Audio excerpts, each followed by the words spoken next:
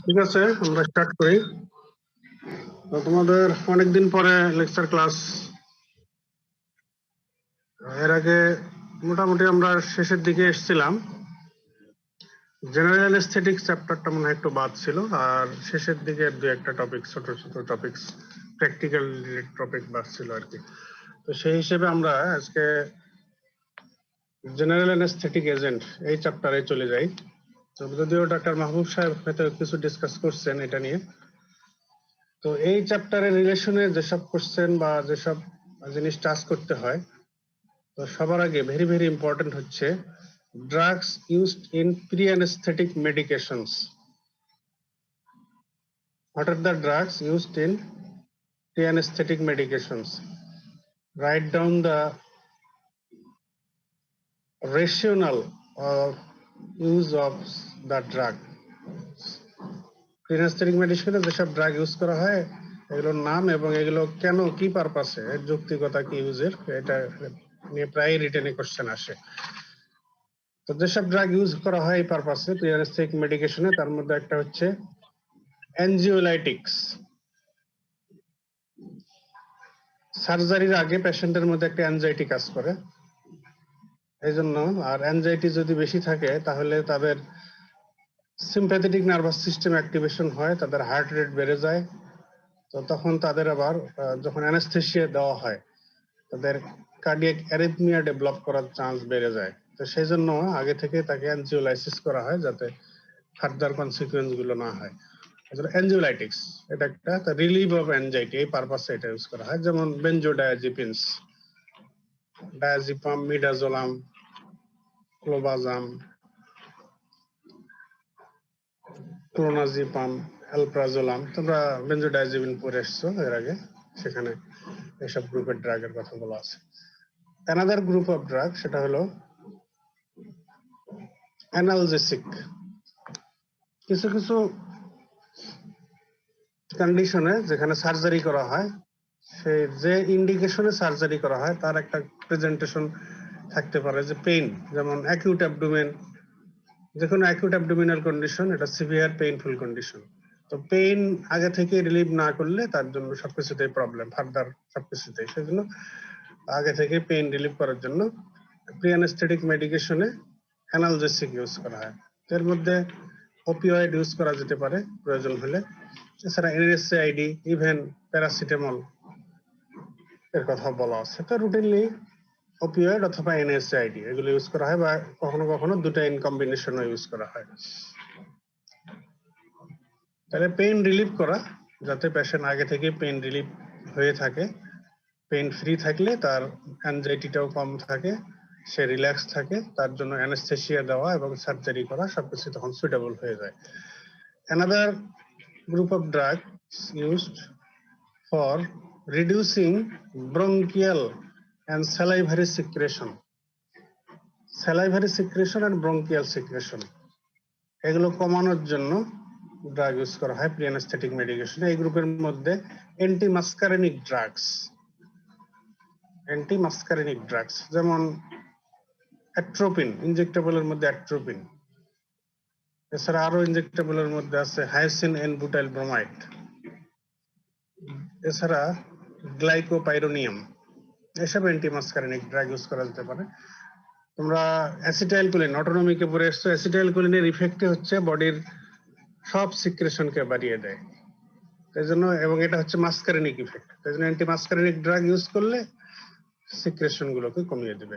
তো bronchial secretion আর salivary secretion, তো এগুলো কমায় দিলে অ্যানাস্থেসিয়া রিলেটেড যেসব কাজ এগুলো করা সুবিধাজনক হয়। যেমন জেনারেল অ্যানাস্থেসিয়া দিতে গেলে এন্ডোট্রাকিয়াল ইনটিউবেট করতে হয়।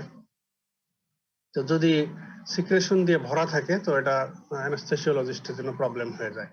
এছাড়া এই সিক্রেশন গুলো যদি বেশি হয়ে যায়, এগুলো আবার পেশেন্ট যদি অ্যাসপিরেট করে ফেলে, এগুলো যদি রেসপিরেটরি ট্র্যাক্টের নিচের দিকে চলে যায় সিক্রেশন গুলো, তাহলে আবার রেসপিরেটরি ডিফিকাল্টি হতে পারে, ব্রিদিং ডিফিকাল্টি হতে পারে, বা ইভেন কেমিক্যাল নিউমোনাইটিসও হতে পারে। যদিও কেমিক্যাল নিউমোনাইটিস সবচেয়ে বেশি হয় যদি গ্যাস্ট্রিক অ্যাসিড অ্যাসপিরেশন হয়, এটার কথা আমরা এখনই আসতেছি।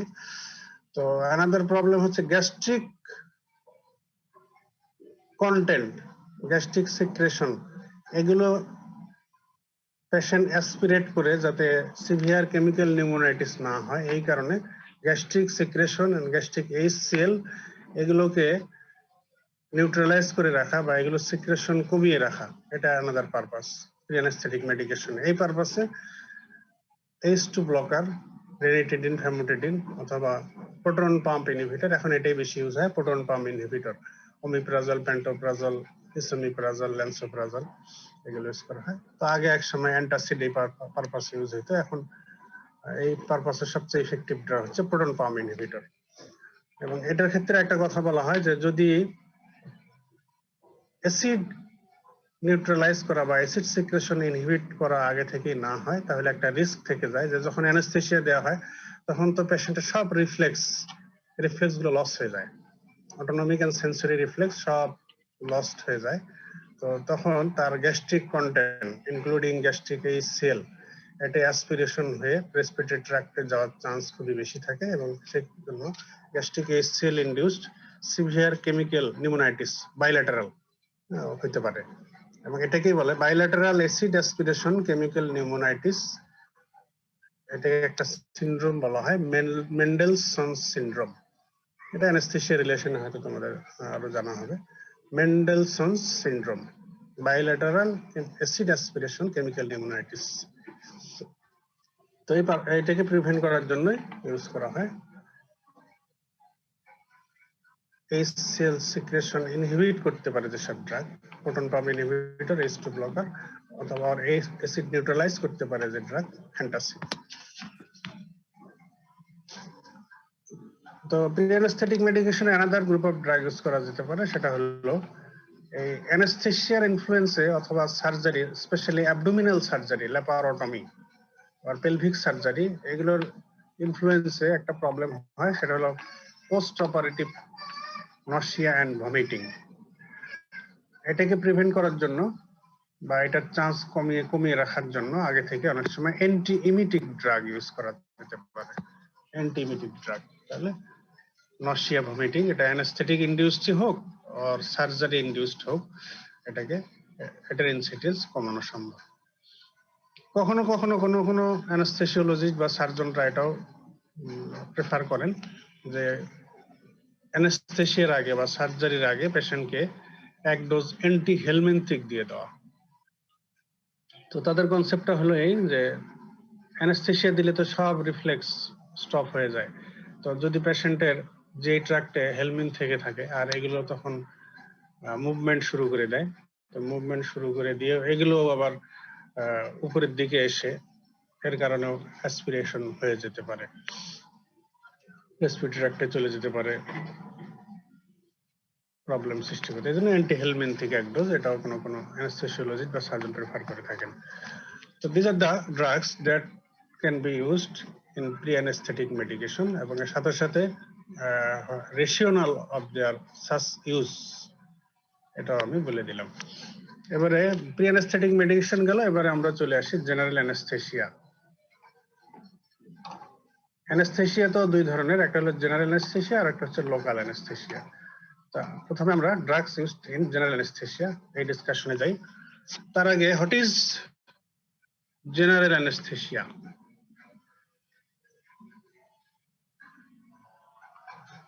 লোকাল অ্যানেস্থেসিয়া হলো যেখানে বডির লোকাল কোনো area, A part of body, এটাকে যখন এটার সেন্সেশন এটাকে লস করানো হয়, এটা হচ্ছে loss of sensation in a very specific part of our body আর পেশেন্টস বডি, এটা হচ্ছে লোকাল অ্যানেস্থেসিয়া। জেনারেল অ্যানেস্থেসিয়া যখন ইন জেনারেল পেশেন্টকে অ্যানেস্থেটাইজ করা হয়।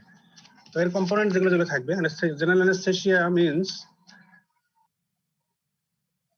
a state of analgesia, amnesia, muscle relaxation, loss of reflexes and reversible loss of consciousness, এসবগুলো at a time যদি achieve হয়ে যায় তখন তাকে বলা হবে জেনারেল অ্যানেস্থেসিয়া। তাহলে state of analgesia, amnesia, muscle relaxation, loss of reflexes, and reversible loss of consciousness. Reversible loss of consciousness. যেহেতু অ্যানেস্থেসিয়াতে আমরা আনকনসিয়াস সিচুয়েশনকে এটা আসলে আবার রিভার্স করা হবে, এই জন্য এটাকে বলা হচ্ছে রিভার্সিবল লস অফ কনসিয়াসনেস। তো যদি এই কম্পোনেন্ট সবগুলো অ্যাচিভ করা যায়, তখনই বলা যাবে যে পেশেন্টের অ্যাডিকুয়েট জেনারেল অ্যানেস্থেসিয়া দেওয়া হয়ে গেছে, অ্যাচিভ হয়ে গেছে। তবে যেসব এজেন্টস জেনারেল অ্যানেস্থেসিয়া ইনডিউস করার জন্য বা মেনটেন করার জন্য ইউজ করা হয়, আসলে কোন ড্রাগই in recommended and tolerable dose apply করলে, অ্যাডমিনিস্ট্রেশন করলে আসলে এই সবগুলো কম্পোনেন্ট অ্যাচিভ করা সম্ভব হয় না। কোন any single general anaesthetic agent if used in recommended and tolerable dose, it is not sufficient to achieve all of the components of general anesthesia. So practically যেটা করা হয়, use of multiple drugs to achieve all the components of general anesthesia. Multiple drug use করা হয়, দেখা যায় যেসব general anaesthetic agent আমরা use করি, কোন ড্রাগের analgesic efficacy good, but muscle relaxing efficacy not good. আবার কোন ড্রাগের দেখা যায় muscle relaxing capacity good, but analgesic efficacy not good. আবার কোন ড্রাগের কনসিয়াসনেস লস করার ক্ষেত্রে ভালো ইফেক্ট, কিন্তু আদার ইফেক্ট মাসেল রিল্যাক্সেশন এটা ভালো না, এই ধরনের। তাহলে এক এক এজেন্টের দেখা যায় এক একটা সুবিধা, কিন্তু no single agent in normal therapeutic dose, normal recommended and tolerable dose দিয়ে দেখা যায় সবগুলো কম্পোনেন্ট অ্যাচিভ করা যায় না। এই জন্য প্র্যাকটিক্যালি যেটা করা হয়, use of multiple drugs in combination to achieve all the components of general anaesthesia. তো এই ক্ষেত্রে সিঙ্গেল এজেন্ট দিলে হয়তো সব ক্রাইটেরিয়া অ্যাচিভ করা সম্ভব, কিন্তু ডোজ অনেক বেশি লাগবে, দ্যাট ইজ টক্সিক। তো তাহলে তো লাভ হলো না। আমরা ডোজ বেশি দিয়ে অ্যানেস্থেসিয়ার সব কম্পোনেন্ট অ্যাচিভ করলাম, যেটা পেশেন্টের জন্য আবার টক্সিক হয়ে গেল, ফ্যাটাল হয়ে গেল, কিন্তু ওই ডোজ তো দেওয়ার মতো না।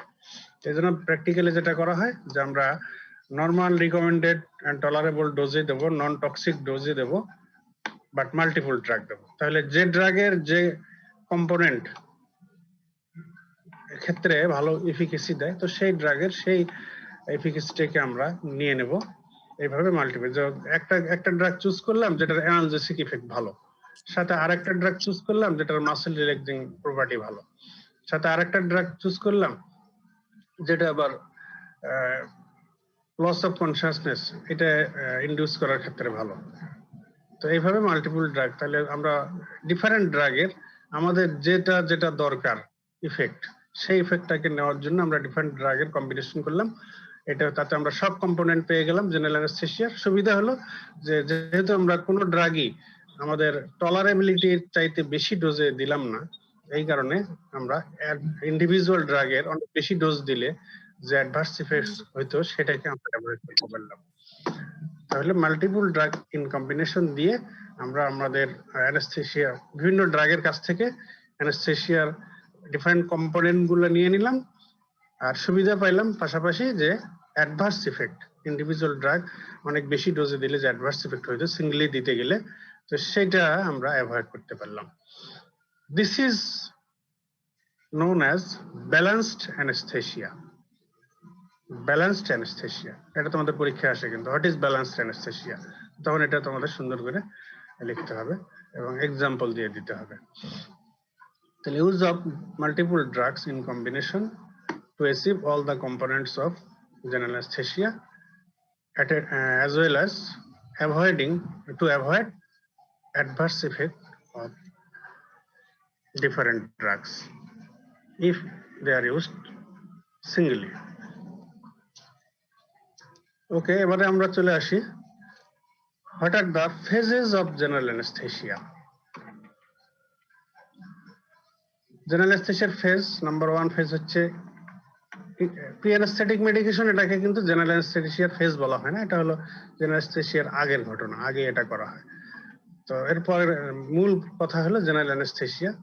তো এটার ফেজ হচ্ছে, there are 3 phases of general anesthesia. Number 1, induction of GA, induction of general anesthesia. Number 2, maintenance of GA, maintenance of general anesthesia. And number 3, recovery phase. So the induction of general anesthesia, maintenance of general anesthesia, and number 3, recovery phase. Actually recovery phase তো anesthesia না, ওটাকে তো বরং anesthesia থেকে reverse করা হচ্ছে, recovery করা হয়। তো যাই হোক, আমরা ডিফারেন্ট ফেজে যেহেতু ডিফারেন্ট ড্রাগের ইউজের ব্যাপার আছে, সেজন্য এইভাবে আমরা বলি। তো না, প্রথমে আসি induction. What are the drugs that may be used to induce general anesthesia? এটা তোমাদের অনেকটা জিজ্ঞেস করা হয়, পরীক্ষায় আসতে পারে। Drugs used for induction of GA. বহুকাল থেকে যে ড্রাগটা জেনারেল অ্যানেস্থেসিয়া ইন্ডাকশনের জন্য ইউজ হয়ে আসছে, দ্যাট ইজ থায়োপেন্টাল সোডিয়াম। তোমরা কি লাইনে আছো, শুনতেছো? হ্যাঁ স্যার, জি স্যার। বলো দেখি, থায়োপেন্টাল সোডিয়াম এটা কোন গ্রুপের ড্রাগ? স্যার এটা benzodiazepine, short acting barbiturate.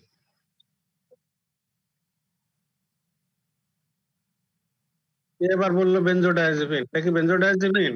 No, it is barbiturate. Ultra short acting barbiturate. হ্যাঁ, এটা পরীক্ষায় জিজ্ঞেস করলে যদি এক কথায় বলে দাও আলট্রা শর্ট অ্যাক্টিং বারবিচুরেট, তাহলে হ্যাঁ, একবারে উত্তর শেষ। Ultra short acting barbiturate. তাহলে এটার অনলি ওয়ান ইউজ হচ্ছে induction of general anaesthesia, thiopental sodium. এটা কোন রুটে ইউজ করা হয়? ইন্ট্রাভেনাস।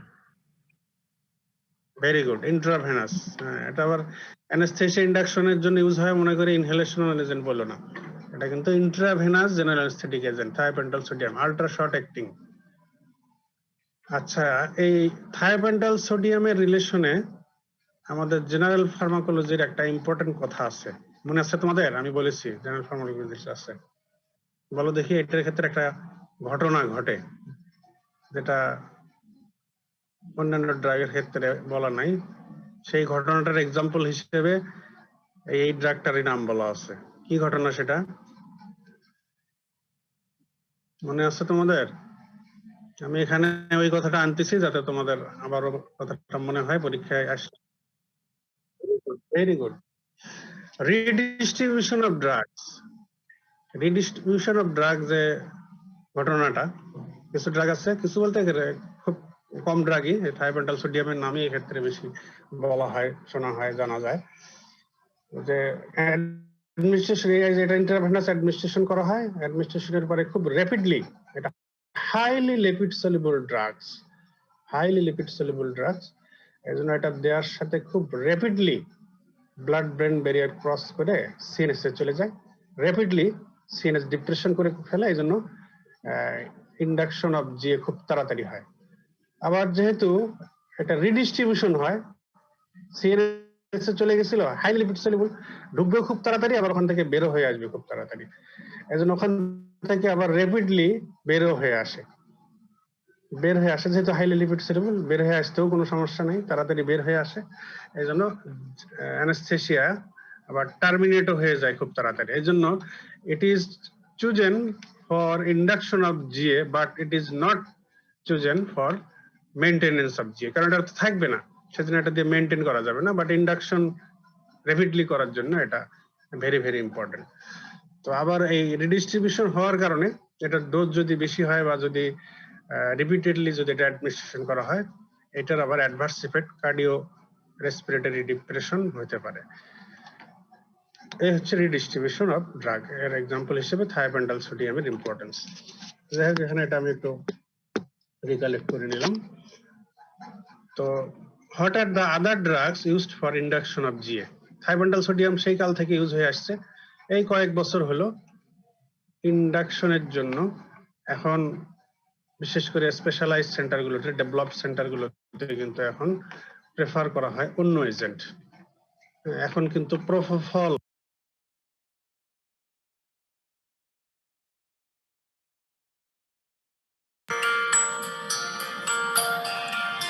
প্রপোফল এখন ইউজ করার কথা বলা হচ্ছে।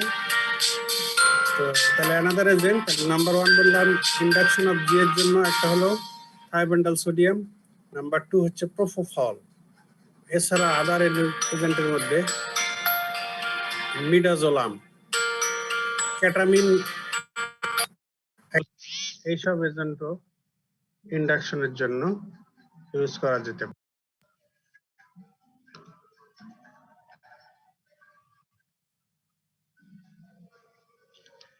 তাহলে agents or drugs used for induction of GA: thiopental sodium, propofol, ketamine hydrochloride, midazolam, এসব ড্রাগ ইউজ করা যেতে পারে ফর ইন্ডাকশন অফ জিএ। ইন্ডাকশনের পরে হচ্ছে মেইনটেনেন্স অফ জিএ।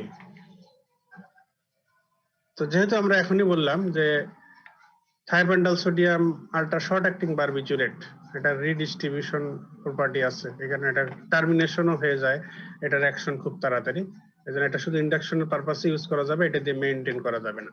তো মেইনটেইন করার জন্য বহুকাল থেকে যেসব এজেন্ট ইউজ হয়ে আসছে, তো সেটা হলো এ যাবৎ মেইনটেইন করা হয়ে আসছে কিন্তু ইনহেলেশনাল এজেন্ট দিয়ে। ইনহেলেশনাল এজেন্টের মধ্যে halothane, nitrous oxide plus oxygen, halothane plus nitrous oxide plus oxygen, এইটা দিয়েই, এইসব দিয়েই যাবৎ জেনারেল অ্যানেস্থেসিয়া মেইনটেইন করা হয়ে আসছে। তবে এই কয়েক বছর আবার এই প্রোপোফল যখন ইউজে চলে আসলো, তো প্রোপোফল আসার পরে প্রোপোফলের অনেক অ্যাডভান্টেজ, এটা কিন্তু তোমাদের আবার পরীক্ষা আসতে পারে। What are the advantages of propofol as general anaesthetic agent. তো প্রোপোফলের একটা অ্যাডভান্টেজ হলে যে এটাও জেনারেল অ্যানেস্থেসিয়া ইন্ডাকশন করে র্যাপিডলি, ইন্ডাকশন অফ জিএ করতে পারে প্রোপোফল, এটা একটা সুবিধা। আবার এটা দিয়ে জিএ মেইনটেইনও করা যায়, তাহলে ইন্ডাকশনও করা যায়, মেইনটেইনও করা যায়। আবার এটার রুট অফ অ্যাডমিনিস্ট্রেশন হচ্ছে ইন্ট্রাভেনাস। তাহলে আবার তাই এটা যদি ইউজ করা হয়, তাহলে একবার আমরা ইন্ট্রাভেনাস এজেন্ট দেবো, আরেকবার ইনহেলেশনাল এজেন্ট দেবো, এইভাবে রুট একবার এটা দেবো, আরেকবার আরেক রুটে দেবো, একবার এই ড্রাগ দেবো, আরেকবার এই ড্রাগ দেবো। তো এই প্রবলেম আমাদের ফেস করতে হচ্ছে না। তাহলে এটা ইউজ করলে আমরা প্রোপোফল দিয়ে ইন্ডাকশন করলাম, আইভি ইন্ট্রাভেনাস চ্যানেল স্টার্ট করে দিয়ে প্রোপোফল দেওয়া শুরু করলাম, ওটা দিয়ে ইন্ডাকশন হয়ে গেল, ওটা কন্টিনিউ করলে ওটা দিয়ে আবার মেইনটেইনও হয়ে গেল। তো this is known as total intravenous anaesthesia. এটা পরীক্ষা আসে তোমাদের, what is total intravenous anaesthesia, by which anesthetic agent total intravenous anesthesia can be given।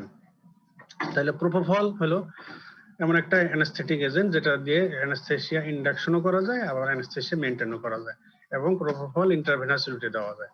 যেহেতু ইন্ট্রাভেনাস রুটে প্রোপোফল ইউজ করা হয়, এটা দিয়ে ইন্ডাকশনও করা যায়, মেইনটেইনও করা যায়, তাহলে এই প্রোপোফল দিয়ে অ্যানেস্থেসিয়া দিলে এই অ্যানেস্থেসিয়া এটা হবে টোটাল ইন্ট্রাভেনাস অ্যানেস্থেসিয়া, এজন্য এটাকে বলা হয় টোটাল ইন্ট্রাভেনাস অ্যানেস্থেসিয়া।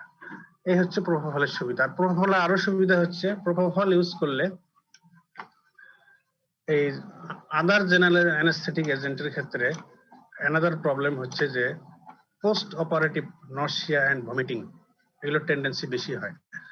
এই হ্যালোথেন, ইনহেলেশনাল এজেন্ট যেগুলো আছে সেগুলো দিলে, এগুলো দিয়ে অ্যানেস্থেসিয়া মেইনটেইন করলে পোস্ট অপারেটিভ নর্সিয়া অ্যান্ড ভমিটিং এর চান্স বেশি থাকে। তো যদি টোটাল ইন্ট্রাভেনাস অ্যানেস্থেসিয়া দেওয়া হয়, প্রোপোফল যদি ইউজ করা হয়, এবং প্রোপোফল ইউজে আসার পর থেকে আসলে এই প্রবলেমটা কমে গেছে, post operative nausea and vomiting এই প্রবলেম এখন পেশেন্টের খুব একটা হয় না, কম হয়। তাহলে এটা হলো অ্যানাদার অ্যাডভান্টেজ, যে less chance of post operative nausea and vomiting. তো এখন এর সঙ্গে গ্যাসিয়া নাইট্রাস অক্সাইড, এটা অ্যানাদার অ্যানেস্থেটিক এজেন্ট, এটাও ইউজ করা হয়। এন্ড অক্সিজেন, অক্সিজেন আসলে অ্যানেস্থেটিক এজেন্ট না, কিন্তু মেইনটেনেন্স ফেজে, অ্যানেস্থেসিয়ার মেইনটেনেন্স ফেজে অক্সিজেন দেওয়া হয়। কারণ হলো এই যে মেইনটেইন তো আসলে যাবত এখন না ইন্ট্রাভেনাস এজেন্ট প্রোপোফল আসার পরে এটাকে ইউজ করা হচ্ছে অনেক জায়গাতেই, কিন্তু এই যাবত তো চলে আসছে আসলে মেইনটেনেন্সটা হয়তো সব গ্যাসিয়াস এজেন্ট দিয়ে, ইনহেলেশনাল এজেন্ট দিয়ে। আর গ্যাস যখন বডিতে ঢুকবে তো এই গ্যাস তো বডির অনেক স্পেস অকুপাই করে ফেলে। তো স্পেস অকুপাই করে ফেলার কারণে পেশেন্টের বডিতে হাইপোক্সিয়া ডেভেলপ করার চান্স থাকে, হাইপোক্সিয়া। সেই জন্য টু প্রিভেন্ট হাইপোক্সিয়া ইনহেলেশনাল এজেন্টের আদার ইনহেলেশনাল এজেন্টের সঙ্গে মেইনটেনেন্স ফেজে অক্সিজেন দিতে হয় অ্যাটলিস্ট 30%। এটাও জিজ্ঞেস করা হয় পরীক্ষায়, অ্যাটলিস্ট 30% অক্সিজেন ইন কম্বিনেশন দিতে হয়। যদি হ্যালোথেন বা আদার ইনহেলেশনাল এজেন্ট, যেমন এখন অবশ্য হ্যালোথেনের চাইতেও বেশি প্রেফার করা হয় আদার ইনহেলেশনাল এজেন্ট। এগুলোর মধ্যে আছে সেভোফ্লোরেন, ডেনফ্লোরেন, এনফ্লোরেন, এইসব। সেভোফ্লোরেন, এনফ্লোরেন আগে ইউজ করা হয়তো বেশি হ্যালোথেন, এখন সেভোফ্লোরেনই বেশি চুজ করা হয়। সেভোফ্লোরেন, ফ্লোরেন যেগুলো মানে সব ফ্লোরিনেটেড কম্পাউন্ড, হ্যালোথেন ছিল ওল্ড এজেন্ট, আর এখন ইউজ করা হয় সেভোফ্লোরেন, এনফ্লোরেন এইসব। তো যে ইনহেলেশনাল এজেন্টই ইউজ করা হোক না কেন, প্লাস নাইট্রাস অক্সাইড তো থাকেই সাথে, তো অক্সিজেন দিতে হয় অ্যাটলিস্ট 30% টু প্রিভেন্ট হাইপোক্সিয়া। এবং দেখা গেছে যে অক্সিজেন ইউজ করলে আসলে এই ইনহেলেশনাল অ্যানেস্থেটিক এজেন্ট ইউজের রিকোয়ারমেন্টও অনেকটা কমে যায়, এজন্য অক্সিজেন দিতে হয়। আর এই রিলেশনে আনাদার টার্ম আছে এই গ্যাসিয়াস এজেন্টের ক্ষেত্রে, specially gaseous anaesthetic agent, Mac, MAC, Mac, minimum alveolar concentration, minimum alveolar concentration, the minimum concentration of anesthetic agent required to achieve general anesthesia. General anesthesia achieve করার জন্য and maintain করার জন্য, to achieve and maintain করার জন্য minimum যে অ্যালভিওলাসে minimum যে concentration of anaesthetic agent achieve করতে হয়, এটাই হচ্ছে ম্যাক। তার মানে যে ড্রাগের ম্যাক যত বেশি তার অ্যানেস্থেটিক ইফিকেসি কম না বেশি, বলো দেখি? কম স্যার। যে অ্যানেস্থেটিক এজেন্টের ম্যাক যত বেশি তার অ্যানেস্থেটিক ইফিকেসি কম, তত কম। আর যে অ্যানেস্থেটিক এজেন্টের ম্যাক যত কম তার অ্যানেস্থেটিক ইফিকেসি তত বেশি। তার মানে হলো inversely proportional, Mac inversely proportional to anaesthetic efficacy. যেহেতু মিনিমাম কনসেন্ট্রেশন, মানে যে ড্রাগ মিনিমাম কনসেন্ট্রেশনই অনেক বেশি, মানে অনেক বেশি লাগে অ্যানেস্থেসিয়া, তাহলে তার ইফিকেসি কম। আর যার অল্পতেই অ্যানেস্থেসিয়া অ্যাচিভ করতে পারে তাহলে তার অ্যানেস্থেটিক এফিকেসি বেশি। ঠিক আছে? আচ্ছা, এই রিলেশনে আমি এটা একটু বলে ফেললাম ম্যাক, যদি পরীক্ষায় তোমাদের ফেস করতে হয় যাতে তোমরা অন্তত কিছু বলতে পারো ম্যাক। তো ঠিক আছে, তাহলে এই হলো গেল মেইনটেনেন্স এর কথা। তো এখন যেহেতু গ্যাসিয়াস এজেন্ট বাদ দিয়ে এখন টোটাল ইন্ট্রাভেনাস অ্যানেস্থেসিয়ার দিকে আস্তে আস্তে চলে আসতেছে অ্যানেস্থেসিওলজিস্টরা। তো টোটাল ইন্ট্রাভেনাস অ্যানেস্থেসিয়া দিলে তো এই প্রোপোফল দিয়ে মেইনটেইন হচ্ছে, ইন্ডাকশন হচ্ছে, মেইনটেইন হচ্ছে। তো এই ক্ষেত্রে আমরা অ্যাডভান্টেজ পাচ্ছি। তো মেইনটেনেন্সের পরে হচ্ছে রিকভারি ফেজে আসলে রিকভারির জন্য যে যেমন পেশেন্টের কনসিয়াসনেস রিগেইন করার জন্য যে আলাদা কোনো এজেন্ট দিতে হবে বিষয়টা তা না। রিকভারি হলো কি, যে সব ড্রাগ দিয়ে আমরা পেশেন্টকে অ্যানেস্থেটাইজ করে রেখেছিলাম সেই ড্রাগ গুলো স্টপ করে দেওয়া হলো। তাহলে stop of administration of the general anaesthetic agents, যেগুলো দিয়ে এতক্ষণ জেনারেল অ্যানেস্থেসিয়া মেইনটেইন করা হচ্ছিল সেগুলো স্টপ করে দেওয়া হলো। এখন অ্যানেস্থেসিয়া যেসব ড্রাগের কারণে হচ্ছিল সেই সব ড্রাগ অ্যাডমিনিস্ট্রেশন করা বন্ধ করে দেওয়া হলো। এতেই কি সব শেষ? এতেই কি পেশেন্ট ফুললি রিকভার করবে? তা নয়। কারণ হলো আমরা এই যে একটু আগে বলেছি যে balanced anaesthesia, multiple drug use করা হয়, যেগুলো কোনোটা কনসিয়াসনেস লস করে ভালো, কোনোটা পেইন রিলিফ করে ভালো, কোনোটা মাসেল রিল্যাক্স করে ভালো। তো এই কথার ভিত্তিতে একটা কথা যেটা যে muscle relaxation, specially abdominal laparotomy abdominal pelvic surgery যেখানে ল্যাপারোটমি করতে হয়, তো এইসব ক্ষেত্রে কিন্তু সার্জারিকে সুইটেবল করার জন্য স্কেলিটাল মাসেল রিল্যাক্সেন্ট, এটা কিন্তু যে মেইনটেনেন্স ফেজে আসলে এটাও দিয়ে দেওয়া হয়, যদিও বলি নাই তখন। একটা হলো যে শুধু পেশেন্টের কনসাসনেস লস করানোর জন্য ওইসব এজেন্ট প্রোপোফল, নাইট্রাস অক্সাইড দিয়ে অথবা হ্যালোথেন বা সেভোফ্লোরেন প্লাস নাইট্রাস অক্সাইড দেওয়া হয়, সাথে অক্সিজেন দেওয়া হয় মেইনটেইন করার জন্য। তো যদি অ্যাবডোমিনাল অর পেলভিক সার্জারি হয় যেখানে adequate muscle relaxation very necessary for suitable surgery, তো সেই ক্ষেত্রে পাশাপাশি দেওয়া হয় স্কেলিটাল মাসেল রিল্যাক্সেন্ট। এবং মেইনটেনেন্স ফেজে প্রয়োজন হলে অনেক সময় কিন্তু অ্যানালজেসিকও দেওয়া হয়, ওপিওয়েড অ্যানালজেসিকও দেওয়া হয় যাতে সার্জারিটা আরো সুইটেবল হয়। তাহলে ওই মেইনটেনেন্স ফেজে এডিশনাল এজেন্ট হিসেবে skeletal muscle relaxant and analgesic, specially opioid analgesic দেওয়া হয়। তো যখন সার্জারি ওভার, এখন পেশেন্টকে আমরা রিকভার করতে চাই, recovery phase of general anaesthesia এখানে হলো নাম্বার 1 অ্যানেস্থেটিক এজেন্ট দেওয়া বন্ধ করে দিলাম। তো বন্ধ করে দিলে এখন তাকে যদি স্কেলিটাল মাসেল রিল্যাক্সেন্ট দিয়ে দেওয়া হয়ে থাকে এবং দেওয়াই হয়, তো এই অ্যাকশন থেকে পেশেন্টকে রিকভার করতে হবে কিভাবে? তো ডিউরিং জেনারেল অ্যানেস্থেসিয়া পেশেন্টকে কিন্তু স্কেলিটাল মাসেল রিল্যাক্সেন্ট দিয়ে পেশেন্টকে যে অ্যানেস্থেটাইজ করা হয়েছে তার সব স্কেলিটাল মাসেলকে রিল্যাক্স করা হয়েছে, including muscles of respiration, diaphragm and other respiratory muscle, সব কিন্তু সহ বডির সব মাসেল প্যারালাইজড হয়ে যায়। তো এখন যে আমরা রিকভার করার জন্য অ্যানেস্থেটিক এজেন্ট দেওয়া স্টপ করলাম, ঠিক আছে, কিন্তু তার বডির সব মাসেল যে প্যারালাইজড হয়ে আছে ইনক্লুডিং রেসপিরেটরি মাসেলস, এই কারণে তো মেইনটেনেন্স ফেজে জেনারেল অ্যানেস্থেসিয়া দিয়েই কিন্তু সার্জারি করা যায় না। জেনারেল অ্যানেস্থেসিয়া দিয়ে কিন্তু তার আর্টিফিশিয়াল রেসপিরেশন, তাকে কিন্তু respiration, artificial respiration, mechanical ventilation, ventilatory support দিয়ে কিন্তু তাকে অ্যানেস্থেসিয়াতে মেইনটেইন করতে হয় এবং সার্জারি করতে হয়। তো যখন সার্জারি ওভার হয়ে গেল, রিকভার করতে হলে তার স্পন্টেনিয়াস রেসপিরেশন এটাকেও তো এস্টাবলিশ করতে হবে। তো এই জন্য যেটা করতে হবে যে মাসেল রিল্যাক্সেন্টের যে ইফেক্ট এটাকে ওভার করতে হবে। অ্যানেস্থেটিক এজেন্ট দেওয়া বন্ধ করে দিলাম, তো অ্যানেস্থেটিক ইফেক্ট যেটা সেটা আস্তে আস্তে ওভারকাম হয়ে যাবে। কিন্তু স্কেলেটাল মাসেল রিল্যাক্সেন্ট এটার ইফেক্টকে যতক্ষণ আমরা ওভার করতে পারিনি ততক্ষণ তো স্পন্টেনিয়াস রেসপিরেশন এস্টাবলিশ করা যাবে না। এর জন্য যেটা করতে হয়, এই স্কেলেটাল মাসেল রিল্যাক্সেন্টের ইফেক্টকে রিভার্স করার জন্য ইউজ করতে হয় এখানে ইউজ করা হয় অ্যান্টিকোলিনেস্টারেস। তোমরা অটোনমিকে অ্যান্টিকোলিনেস্টারেস পড়ে আসছো এবং এই পারপাসে এখানে অলওয়েজ ইউজ হয়, আমরা দেখে আসি সেই কাল থেকে। নিউস্টিগমিন দেওয়া হয়, পাশাপাশি আবার অ্যাট্রোপিন দেওয়া হয়।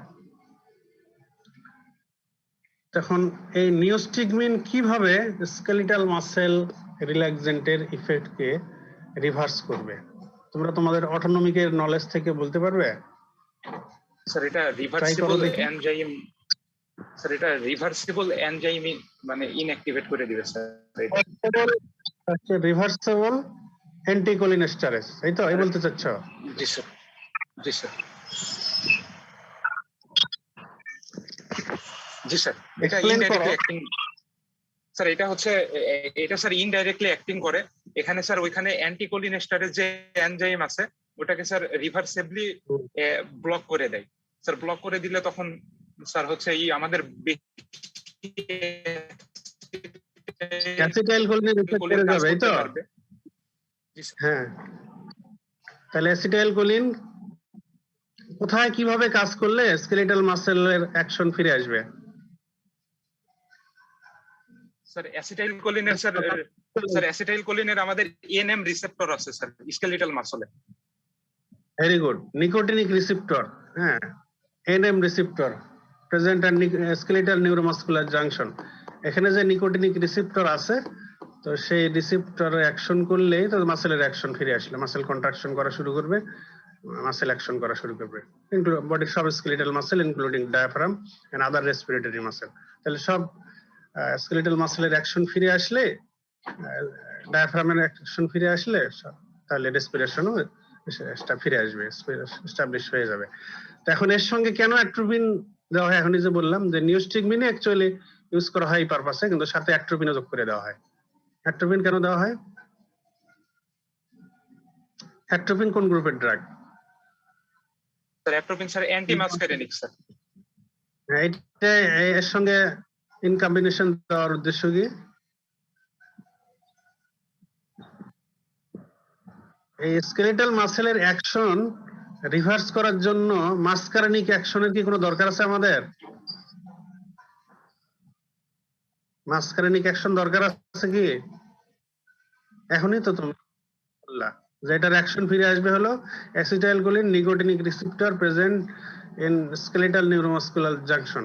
এখানে যে নিকোটিনিক রিসেপ্টর আছে সেটার উপরে অ্যাকশন করলে স্কেলেটাল মাসেলের অ্যাকশন ফিরে আসবে।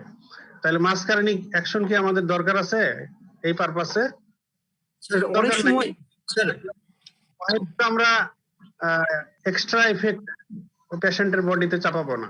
আমরা চাই যে স্যার, মাসকারেনিক বেশি হয়ে তার অন্য কোনো অ্যাডভার্স ইফেক্ট না হোক, সেই কারণে আমরা sir, heart muscarinic rate sir general anaesthesia, sir general Heart anaesthesia rate-টা ব্রেডিকার্ডিয়া কমে করতে পারে। হ্যাঁ স্যার, ব্রাডিকার্ডিয়ার জন্য আচ্ছা, সেটা হলো অ্যানাদার রিজন, ঠিক আছে, অ্যানাদার রিজন হলো, কিন্তু এখানে আমাদের যেটা আমরা স্কেলেটাল মাসেলের অ্যাকশনকে রিভার্স করতে চাচ্ছি, এর জন্য আমাদের নিকোটিনিক অ্যাকশন দরকার। তো আমাদের মাসকারেনিক অ্যাকশন দরকার নেই, এজন্য আমরা অ্যান্টি মাসকারেনিক ড্রাগ অ্যাট্রোপিন দেবো। উদ্দেশ্য হলো আমরা যে অ্যাসিটাইলকোলিনের অ্যাকশন বাড়াবো, মাসকারেনিকের অ্যাকশন আমরা বাড়াবো না, শুধু নিকোটিন, স্পেসিফিক্যালি নিকোটিনিকের অ্যাকশন আমরা চাচ্ছি। সেই জন্যই মাসকারেনিকের অ্যাকশন ব্লক করে দেবো যাতে ওই ইফেক্ট না হয়। তবে আবার এটার হ্যাঁ, তুমি যেটা বলছো যে জেনারেল অ্যানেস্থেটিক এজেন্টের কোনো এজেন্টের জন্য আবার ট্যাকিকার্ডিয়া, অ্যারিথমিয়া এগুলো প্রবলেম হয়। তো সেই ক্ষেত্রে আবার অ্যান্টিমাসকারেনিক ড্রাগের ইউজ এটা আবার হেল্পফুল। ঠিক আছে, সেটা অ্যানাদার ইন্ডিকেশন। ওকে, তাহলে আমি তো এভাবে কিন্তু তোমাদের পরীক্ষায় জিজ্ঞেস করা হয় এবং রিটেনেও কিন্তু এটা অনেক সময় আসে, তোমাদের এক্সপ্লেনেশনটা চাওয়া হয়। How neostigmine reverses the action of skeletal muscle relaxant in recovery of general anesthesia phase. এটা এক্সপ্লেনেশন দাও। তখন অনেকেই বলতে পারে না বা লিখতে পারে না, হ্যাঁ, তো এটা বুঝে নিলে রিসিপ্টর দিয়ে সুন্দরভাবে এর মেকানিজম দিয়ে এক্সপ্লেন করলে আনসারটা সুন্দর হয়ে যাবে। তো ঠিক আছে, তাহলে এই গেল হলো রিকভারি ফেজ। তো রিকভারি ফেজ গেল, পেশেন্টকে কিন্তু রিকভারি করানো পর্যন্ত অ্যানেস্থেসিওলজিস্টের রেসপন্সিবিলিটি থাকে। যতক্ষণ পর্যন্ত পেশেন্টের স্পন্টেনিয়াস রেসপিরেশন এস্টাবলিশ করেনি ততক্ষণ পর্যন্ত কিন্তু অ্যানেস্থেসিয়া পেশেন্টের পাশ থেকে সরতে পারে না। এটা কিন্তু অ্যানেস্থেসিওলজিস্টের রেসপন্সিবিলিটি এতদূর পর্যন্ত যে তার স্পন্টেনিয়াস রেসপিরেশন ডেভেলপ করলো কিনা, যতক্ষণ করে নাই ততক্ষণ তাকে বসে থাকতে হবে। তো স্পন্টেনিয়াস রেসপিরেশন ডেভেলপ করে গেলে তারপর অ্যানেস্থেসিয়া চলে যেতে পারে। তো যাই হোক, এখন এরপরে অ্যানেস্থেসিয়া ওভার, সার্জারি ওভার, এরপরে আর কি ড্রাগ ইউজ করা যেতে পারে, আমাদের প্রয়োজন হতে পারে? এটাও অনেকটা অ্যানেস্থেসিয়া রেসপন্সিবিলিটি থাকে, এটাও ম্যানেজ করে তার যাওয়ার কথা। সেটা হলো যে পোস্ট অপারেটিভ সিভিয়ার পেইন হতে পারে। সার্জারি মানে কাটাকাটি, যখনই অ্যানেস্থেটিক এজেন্টের অ্যাকশন ওভার হয়ে যাবে, এতক্ষণ তো অ্যানেস্থেসিয়াতে ছিল, একেবারে সার্জন কেটে কুটে শেষ করে দিছে, পেশেন্ট কিছুই বুঝতে পারেনি, যেই অ্যানেস্থেটিক এজেন্ট এর অ্যাকশন শেষ, পেশেন্ট কিন্তু সিভিয়ার পেইন ফিল করবে।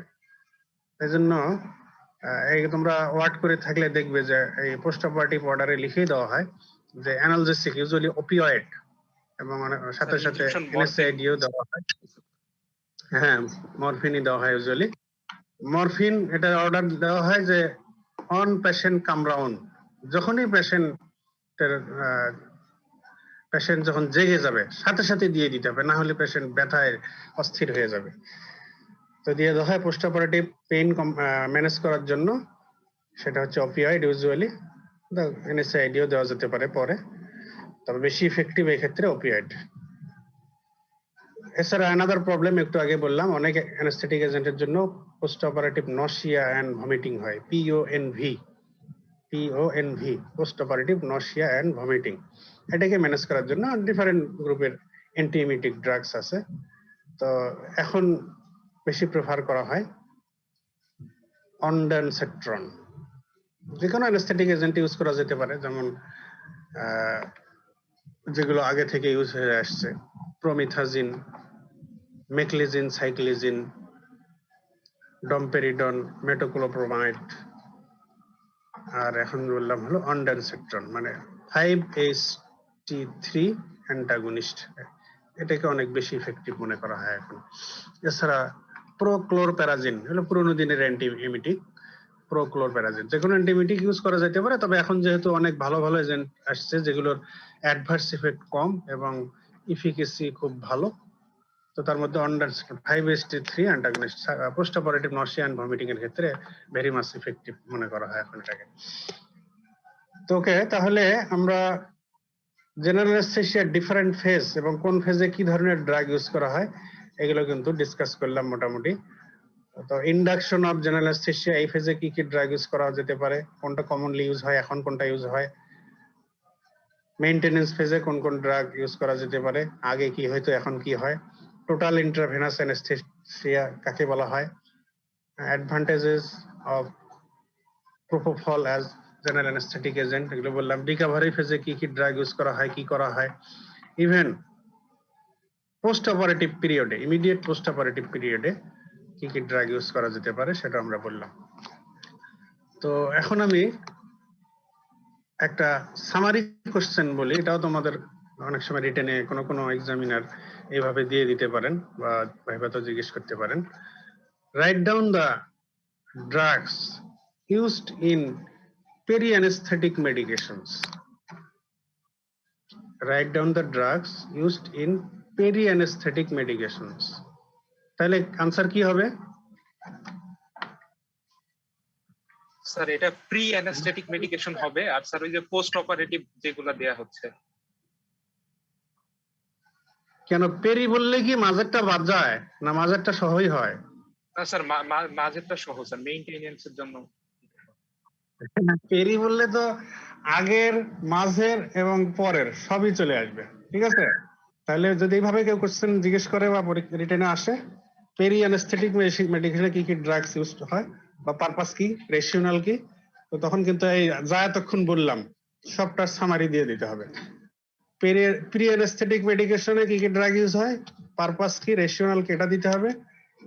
During different phases of general anaesthesia, ইন্ডাকশনে, মেইনটেনেন্সে, রিকভারি ফেজে কি কি ড্রাগ ইউজ করা হয়, কি purpose, and immediate post operative পিরিয়ডে, মানে সার্জারি শেষ, অ্যানেস্থেসিয়া থেকে জাস্ট কেবল রিকভার করছে, ইমিডিয়েট ওই টাইমে ওই পিরিয়ডে যে ড্রাগ দিতে হবে সেই ড্রাগও এই লিস্টে চলে আসবে এবং এর নাম, পারপাস উল্লেখ করতে হবে। যদি পেরি অ্যানেস্থেটিক মেডিকেশনে কি কি ড্রাগ ইউজ করা হয়, name and their rational of use. তাহলে এইভাবেও তোমরা কোশ্চেন এর আনসার প্রিপেয়ার করে রাখবে, যাতে এইভাবে কোশ্চেন হলেও তোমরা আনসার করতে পারো। আচ্ছা, এবারে অনেক সময় রিটেনে কোশ্চেন আসে, classification of general anaesthetic agents. Classification বলতে এখানে মূলত আসলে according to route of administration. তো এখানে শুধু সাজায় নাও যে ইন্ট্রাভেনাস জেনারেল অ্যানেস্থেটিক এজেন্টস কোনগুলো আর ইনহেলেশনাল জেনারেল অ্যানেস্থেটিক এজেন্টস কোনগুলো। Intravenous general anaesthetic agent and inhalational general anaesthetic agents. ইন্ট্রাভেনাসের মধ্যে থায়োপেন্টাল সোডিয়াম, প্রোপোফল, বেনজোডায়াজেপিনস, তার মধ্যে মিডাজোলাম ইউজ হয় বেশি। ইটোমিডেট, এটা একটা ড্রাগ আছে ইটোমিডেট, যদি বলি নেই এখন মনে রাখো, ইটোমিডেট। কেটামিন, হাইড্রোক্লোরাইড, এগুলো হচ্ছে ইন্ট্রাভেনাস। আর ইনহেলেশনাল এজেন্টস এর মধ্যে halothane, sevoflurane, enflurane, desflurane. Halothane, sevoflurane, enflurane, desflurane, nitrous oxide. আর oxygen directly sir anaesthetic agent, তবে ইন রিলেশন টু ইনহেলেশন যে, অ্যানেস্থেটিক এজেন্ট। হ্যাঁ বলো। স্যার ইনহেলেশন যেগুলা, ওই ড্রাগ গুলো স্যার কিভাবে দেয়, মানে উড়ে যায় না? মানে দিতে গিয়ে স্যার? ওটা দেওয়ার জন্য তো স্পেশাল ডিভাইস আছে না, অ্যাপারেটাস আছে না, মেশিন আছে না, ওটা সেইভাবে তার ইয়াতে লাগাই দেওয়া হয়। দেখো নাই তোমরা নাকে মুখের উপরে দিয়ে দেওয়া হয় কিভাবে? তোমরা অ্যানেস্থেসিয়া ওয়ার্ডে আমরা জেনারেল সার্জারি অ্যানেস্থেসিয়ায় সার্জারির সময় স্যার জেনারেল অ্যানেস্থেসিয়ায় দেখছি স্যার ওই যে স্পাইনাল কর্ডের মানে ওই স্যার লাম্বার রিজনে লাম্বার পাংচারের মাধ্যমে একটা স্যার ইনজেকশন দেয়। স্পাইনাল তো one type of local anaesthesia, spinal তো জেনারেল না। তোমরা তাহলে জেনারেল অ্যানেস্থেসিয়া দেওয়া দেখোই নাই, দেখলে আচ্ছা দেখলে ওটা তোমরা যখন ওয়ার্ড করবে সার্জারি ওয়ার্ডের রিলেশনে যখন তোমরা ওটিতে ঢুকবে তখন এটা দেখবে কিভাবে দেওয়া হয়। ঠিক আছে, তাহলে এই ইন্ট্রাভেনাস অ্যানেস্থেটিক এজেন্টস কি কি আর ইনহেলেশনাল অ্যানেস্থেটিক এজেন্টস কি কি এগুলো মনে রাখবে। আচ্ছা, another important general anaesthetic agent, এটাকে অনেক সময় একটু আলাদাভাবে, যদিও কথা বেশি নাই এটা সম্পর্কে, কিন্তু একটু আলাদাভাবে অনেক সময় জিজ্ঞেস করা হয় বা পরীক্ষায় আসে, শর্ট নোট তো প্রায়ই আসে। সেটা হলো about ketamine hydrochloride. Ketamine hydrochloride, তো কেটামিন হাইড্রোক্লোরাইড এটা একটা জেনারেল অ্যানেস্থেটিক এজেন্ট। এটার analgesic effect good, anaesthetic effect তার মানে পেশেন্টকে অ্যামনেশিয়াতে নিয়ে যাওয়ার ক্ষেত্রে, তার কনসাসনেসকে লস করার ক্ষেত্রে এটার action good, but it has no muscle relaxing property. তার মানে অ্যানালজেসিয়া, অ্যামনেশিয়া এগুলো ভালো আছে, কিন্তু স্কেলেটাল মাসেল রিল্যাক্সিং প্রপার্টি এটার নাই। তো তাহলে এটার সুবিধা কি আর অসুবিধা কি, এর অ্যাকশনের বেসিসে আমরা কি সুবিধা পাইতে পারি আর কি অসুবিধা পাইতে পারি, বলো দেখি, কিছু বলতে পারো? সুবিধা স্যার হচ্ছে যে মানে ওই যে আমাদের অতিরিক্ত স্যার ওপিওয়েড অ্যানালজেসিক দেয়া লাগতো প্রি অ্যানাস্থেটিক মেডিকেশন হিসেবে, এটা দেয়া লাগছে না। আর অসুবিধা স্যার হচ্ছে আমাদের যদি মাসল স্কেলেটাল মাসল রিল্যাক্সেশন না হয় তাহলে তো স্যার মানে স্পাসিটির কারণে আমরা ঠিক মতো অপারেশন করতে পারবো না। ঠিক আছে, গুড। তাহলে এটার সুবিধা হলো, তো যেহেতু এটার স্কেলেটাল মাসেল রিল্যাক্সিং প্রপার্টি নাই, আবার জেনারেল অ্যানেস্থেটিক এফিকাসি সে দেয়, কিন্তু মাসেল রিল্যাক্সেশনটা এটা দিতে পারে না। তো এমন কোন সার্জিক্যাল প্রসিডিউর যদি হয় যেটা হলো শর্ট টাইম প্রসিডিউর, যেটাতে আমাদের শর্ট টাইমের মধ্যে আমরা কাজ সেরে ফেলবো, তো আমাদের ওই মাসেল রিল্যাক্সেশন না হলেও চলবে, এই ধরনের সার্জারি যেগুলো, তো সেই ক্ষেত্রে এটা আমাদের জন্য প্রেফারেবল।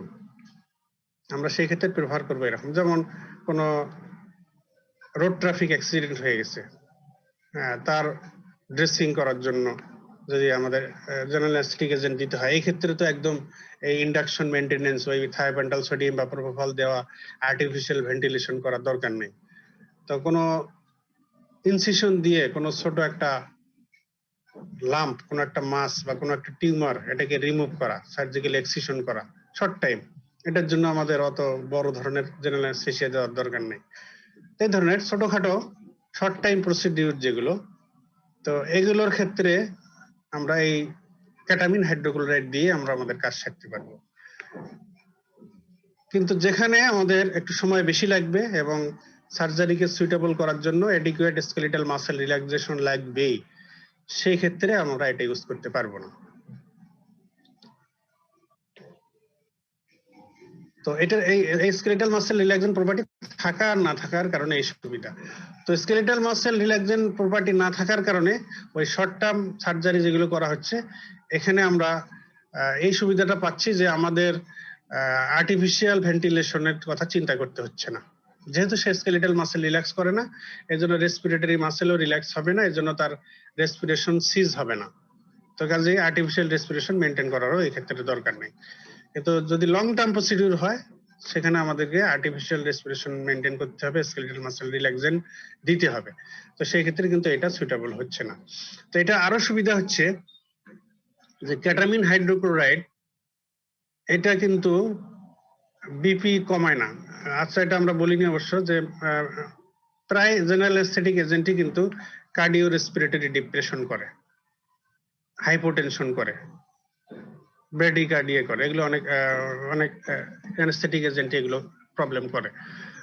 তো এই কেটামিন হাইড্রোক্লোরাইড এটা কিন্তু কার্ডিও রেসপিরেটরি ডিপ্রেশন করে না, এটা বরং দেখা যায় যে কার্ডিয়াক স্টিমুলেটরি ইফেক্ট আছে, ব্রঙ্কো ডাইলেটরি ইফেক্ট আছে, এবং কিছুটা বিপি সে বাড়ায়, কার্ডিয়াক আউটপুট বাড়ায়, বিপি বাড়ায়, cardiac stimulatory effect and bronchodilatory effect আছে। এই জন্য যেসব পেশেন্টের একটু কার্ডিও রেসপিরেটরি প্রবলেম আছে, যেমন কারো যদি শকের পেশেন্ট, যারা শক, তো তার শকের পেশেন্টের ক্ষেত্রে তাদের বিপি কম আছে, তো কিন্তু তার এমন কোনো প্রবলেম হলো যে কারণে একটু short term procedure, short term surgery করা দরকার, তো সেই ক্ষেত্রে ওইসব জেনারেল অ্যানেস্থেটিক এজেন্ট না দিয়ে আমরা এই কেটামিন হাইড্রোক্লোরাইড দিয়ে কাজ সেরে নিতে পারি। তো ঠিক আছে, এই হচ্ছে কেটামিন হাইড্রোক্লোরাইডের কিছু সুবিধা এবং কিছু অসুবিধা। তো হঠাৎ the adverse effects of ketamine hydrochloride. Ketamine hydrochloride আবার কিছু প্রবলেম আছে, অ্যাডভার্স ইফেক্ট আছে। সেটা হলো যে এটা কিন্তু এই কেটামিন হাইড্রোক্লোরাইড পেশেন্টকে দিলে পেশেন্টের এক ধরনের হয়, সাইকোটিক ফেনোমেনা হয়, স্পেশালি রিকভারি ফেজে। কেটামিন হাইড্রোক্লোরাইড দেওয়া হয়েছে, তার শর্ট টার্ম কোনো সার্জারি বা প্রসিডিউর করা হলো, ওটা কাজ শেষ হয়ে গেল, এরপরে যখন পেশেন্ট রিকভার করতে থাকবে, কনসাসনেস রিগেইন করতে থাকবে, সেই টাইমে দেখা যায় যে সে আবল তাবল বকা শুরু করে দেয়। ইভেন অনেক সময় আমরা দেখছি সে গালিগালাজও শুরু করে দেয়। তো এটাকে বলে psychotic phenomena or emergence phenomena বা psychotic reaction during recovery phase after doing surgery following ketamine administration. Ketamine দিয়ে, অ্যানেস্থেসিয়া দিয়ে সার্জারি করার পরে পেশেন্ট যখন রিকভার করতে থাকে, তখন যে তার সাইকোটিক ফেনোমেনা হয়, এটাকে ইমার্জেন্স ফেনোমেনা, সাইকোটিক ফেনোমেনা, এটা এক ধরনের ডেলিরিয়াম হয় আর কি, তার ইমার্জেন্স ফেনোমেনা ও সাইকোটিক ফেনোমেনা। তো এটা আবার এই কথা চলে আসলে কোশ্চেন চলে আসে যে এটাকে কিভাবে অ্যাভয়েড করা যেতে পারে। তো এটাকে অ্যাভয়েড করা যেতে পারে বাই অ্যাডমিনিস্ট্রেশন অফ বেনজোডায়াজিপিন। যখন কেটামিন ফার্স্ট অ্যাডমিনিস্ট্রেশন করা হয়, সেই টাইমেও এক ডোজ বেনজোডায়াজিপিন, যেমন ডায়াজিপাম দিয়ে দেওয়া যেতে পারে বা মিডাজোলাম দেওয়া যেতে পারে। আবার যখন রিকভারি টাইম, সেই টাইমে আর এক ডোজ বেনজোডায়াজিপিন দিলে এই সাইকোটিক ফেনোমেনা এটাকে অ্যাভয়েড করা সম্ভব। কন্ট্রাইন্ডিকেশনস অফ কেটামিন হাইড্রোক্লোরাইড। কেটামিনের আবার কিছু কন্ট্রাইন্ডিকেশন আছে। ওই যে বললাম যে এটা বিপি বাড়ায়, তাহলে আনকন্ট্রোল হাইপারটেনশন যদি কারো থাকে তাকে দেয়া যাবে না। যদি কারো ইসকেমিক হার্ট ডিজিজ থাকে তাকে দেয়া যাবে না। হার্ট ফেলিউর যদি থাকে তাকে দেয়া যাবে না। এই কেটামিন কিন্তু কিছুটা ইন্ট্রাঅকুলার প্রেসারও বাড়ায়, তাহলে এটাও দেখতে হবে যে তার গ্লোকোমা আছে কিনা।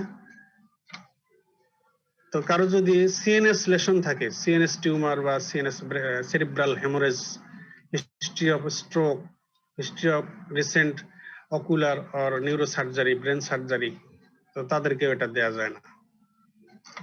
আর অ্যানাদার ইফেক্ট এই কেটামিনের, সেটা হচ্ছে এটার অ্যাবোর্টিফিশিয়েন্ট ইফেক্ট আছে। অ্যাবোর্টিফিশিয়েন্ট ইফেক্ট থাকার কারণে এটা প্রেগন্যান্সিতে, স্পেশালি লেট ট্রাইমেস্টারে এটা কন্ট্রাইন্ডিকেটেড। তাহলে কিন্তু প্রেগন্যান্সিতে কেটামিন দিলে, যেহেতু এটা অ্যাবোর্টিফিশিয়েন্ট ইফেক্ট আছে, মানে এটা ইউটেরাইন কন্ট্রাকশন করে, এগবলিক ইফেক্ট, অক্সিটোসিক ইফেক্ট, তাহলে অ্যাবর্শনের চান্স থাকে, এজন্য ক্ষেত্রে দেওয়া যায় না। আচ্ছা, এখন এই যে আমরা জেনারেল অ্যানেস্থেটিক এজেন্ট গুলো, থায়োপেন্টাল সোডিয়াম, এটার কিছু সুবিধা অসুবিধা এটা তোমরা একটু পরে নেবে, অনেক সময় আলাদা ভাবেও চাওয়া হতে পারে। প্রোপোফলের সুবিধা অসুবিধা আলাদা ভাবে চাওয়া। Nitrous oxide general anaesthetic agent হিসেবে এর অ্যাডভান্টেজ, ডিসঅ্যাডভান্টেজ, এগুলো একটু তোমরা দেখে নেবে। তো আমি এখন in general adverse effects of general anaesthetic agent, adverse effects of general anaesthetic agent. তো জেনারেল অ্যানেস্থেটিক এজেন্ট গুলো আসলে এক একটার এক এক ধরনের অ্যাডভার্স ইফেক্ট থাকে। তো আমরা এখানে একটা সবগুলো মিলে ইন জেনারেল ডিসকাশন করি। তো কোন অ্যানেস্থেটিক এজেন্ট আছে যেটা হচ্ছে হেপাটোটক্সিক, যেমন হ্যালোথেন। হ্যালোথেন এটা কিন্তু হেপাটোটক্সিক হতে পারে। হেপাটোটক্সিসিটি ডেভেলপ করতে পারে। কোনো আছে আবার নেফ্রোটক্সিক। এই সেভোফ্লোরেন, ডেসফ্লোরেন এগুলো আবার নেফ্রোটক্সিসিটি ডেভেলপ করতে পারে। নেফ্রোটক্সিক মেটাবোলাইট ফরমেশন করে নেফ্রোটক্সিসিটি ডেভেলপ করতে পারে। কোনোটা আছে আবার হেমাটোটক্সিক। এই লিস্টে এক্সাম্পল হচ্ছে নাইট্রাস অক্সাইড। নাইট্রাস অক্সাইড যদি কাউকে আসলে সিঙ্গেল অ্যাডমিনিস্ট্রেশনে কারো এই ধরনের প্রবলেম ইউজুয়ালি ডেভেলপ করে না। তো মূলত আসলে এই ধরনের অ্যাডভার্স ইফেক্ট গুলো এগুলো হচ্ছে long term adverse effect. Long term বা রিপিটেড অ্যাডমিনিস্ট্রেশন যদি করা হয় তাহলে এইসব প্রবলেম ডেভেলপ করে। আমরা মেইন কথা বললাম হেপাটোটক্সিসিটি, নেফ্রোটক্সিসিটি, হেমাটোটক্সিসিটি।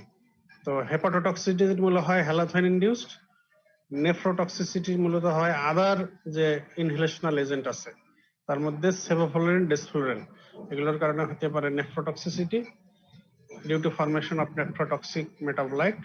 আর হেমাটোটক্সিসিটি হতে পারে due to repeated administration of nitrous oxide. তো হেমাটোটক্সিসিটি কি হেমাটোটক্সিসিটি হতে পারে সেটা হচ্ছে মেগালোব্লাস্টিক অ্যানিমিয়া হতে পারে।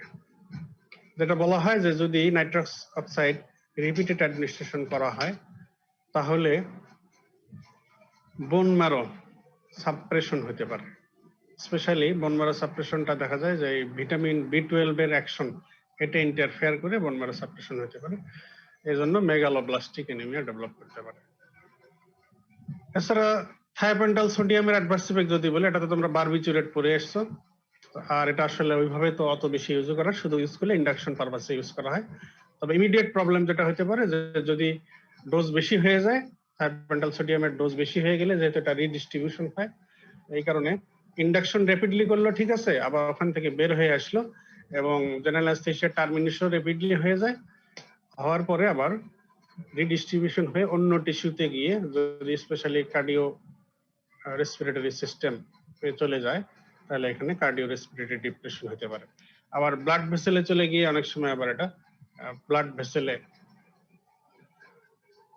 ভাস্কুলার ইনজুরি টাইপ রিঅ্যাকশন হতে পারে। ইভেন এক্সট্রা ভ্যাসেশন হয়ে গেলে যেহেতু ইন্ট্রাভেনাস দেওয়া হয় ওই দিক দিয়ে যদি আবার এক্সট্রা ভ্যাসেশন হয়ে যায়, এক্সট্রা ভ্যাসেশন হয়ে গেলে কিন্তু আবার local tissue injury, tissue necrosis এগুলো হতে পারে থায়োপেন্টাল সোডিয়ামের জন্য। তো ঠিক আছে, তাহলে এই হলো in short about your general anaesthetic agents. আজকে আমরা এখানে শেষ করে দেই। নেক্সট জেনারেল অ্যানেস্থেটিক এজেন্টের রিলেশনে আরেকটু পার্ট যে বাকি থাকলে ওটা আমরা ডিসকাস করব। লোকাল অ্যানেস্থেটিক এজেন্টস আর এর সঙ্গে স্কেলিটাল মাসেল রিল্যাক্সেন্টস, এটা কিন্তু তোমাদের খুবই পরীক্ষায় আসে। স্কেলিটাল মাসেল রিল্যাক্সেন্টস এটা নেক্সট ক্লাসে একটু ডিসকাস করা যাবে। ঠিক আছে, তো নেক্সট ক্লাস তোমরা রবিবার করো, ঠিক আছে? জি স্যার। আচ্ছা, সপ্তাহে আমরা তোমাদের দুটা মিনিমাম দুটা বা সম্ভব হলে তিনটাও নেওয়া যেতে পারে, নিয়ে হয়তো তোমাদের রিমেইনিং যে বাকি ছিল শেষ হয়ে যাবে। এরপরে আমরা দরকার হলে উইকলি একটা করে রিভিউ ক্লাস কিছুদিন নিতে পারি আর কি। তবে কোর্স আগামী সপ্তাহে আমরা শেষ করে দিতে চাচ্ছি। তাহলে আর মনে হয় দুইটা ক্লাস হলে তোমাদের টার্ম টুর বাকি যা ছিল শেষ হয়ে যাবে। তো সেই হিসাবে তোমরা সেইভাবে প্রিপেয়ার থাকো যে আগামী ক্লাসে আমরা হয়তো দুটো ক্লাসে শেষ করে দেবো। আমরা রবিবার অফলাইন ক্লাস কি হতে পারে? হ্যাঁ, অফলাইন ক্লাস কবে শুরু হতে পারে? অফলাইন ক্লাস কবে শুরু হতে পারে স্যার? এটা তো তোমাদের ব্যাপারে তো এখনো কিছু আমরা জানতে পারিনি। এখন তো যাদের শুরু হয়েছে first year, second year, fifth year চলছে, এটার এই মাস গেলে হয়তো বা এই ব্যাপারে এই মাসে ক্লাস নিয়ে ডাইরেক্ট ক্লাস নিয়ে কি অবস্থা হলো তার উপরে হয়তো একটা ডিসিশন হবে আর কি বাকিদের ব্যাপারে। তো ঠিক আছে, তো তাহলে আগামী রবিবার ঠিক এরকম টাইমেই, হ্যাঁ আগামী রবিবার 10টায় তোমরা তাহলে সবাই জয়েন করো, ঠিক আছে? ঠিক আছে স্যার। আসসালামু আলাইকুম স্যার। আসসালামু আলাইকুম স্যার।